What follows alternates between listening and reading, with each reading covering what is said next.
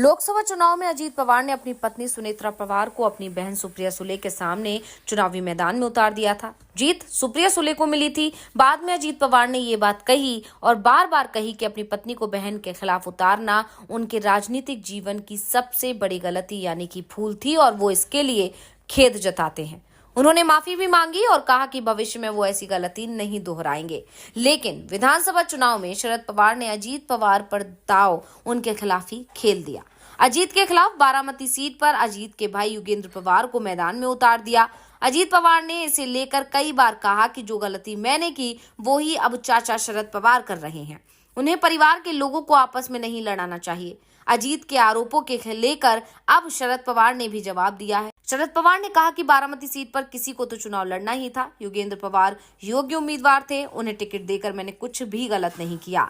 अजीत पवार और योगेंद्र पवार के बीच कोई तुलना नहीं हो सकती। दरअसल शरद पवार भी अपनी बेटी सुप्रिया के खिलाफ अजीत की पत्नी के चुनाव लड़ने से नाराज थे और इसी का बदला लेने के लिए वो मौके की तलाश में थे। और जैसे ही विधानसभा चुनाव में मौका मिला, शरद पवार ने योगेंद्र को चुनाव मैदान में उतारा और अजीत को हराने के लिए अपनी पूरी ताकत झोंक दी।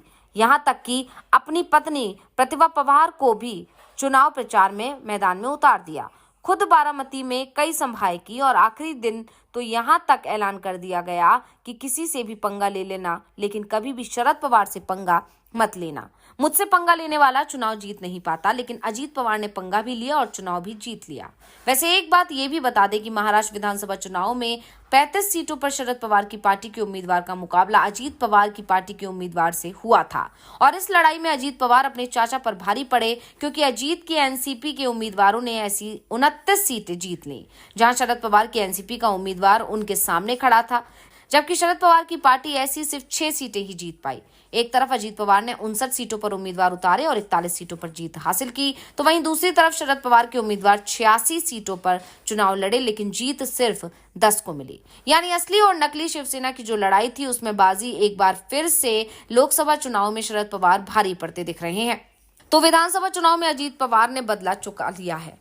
वैसे अब ये कहा जा रहा है कि अब असली और नकली की लड़ाई में अजीत पवार आगे भी भारी रहेंगे, क्योंकि इसका सबसे बड़ा कारण जो बताया जा रहा है वो ये कि शरद पवार की उम्र को बताया जा रहा है। ये कहा जा रहा है कि अगला चुनाव अब 5 साल बाद होगा और शरद पवार की उम्र और स्वास्थ्य दोनों ही उनका साथ नहीं दे रहे हैं। पवार 83 साल के हैं और बीमार भी रहते हैं। ऐसे में उन्होंने इस बार चुनाव के दौरान ही ऐलान कर दिया था कि ये उनका आखिरी चुनाव है। ऐसे में 5 साल बाद उनकी उम्र 88 साल हो जाएगी और इतनी उम्र में वो चुनाव प्रचार करने की हालत में शायद नहीं रहे और शायद पार्टी पर भी अब उनकी पकड़ उतनी मजबूत नहीं रह गई है।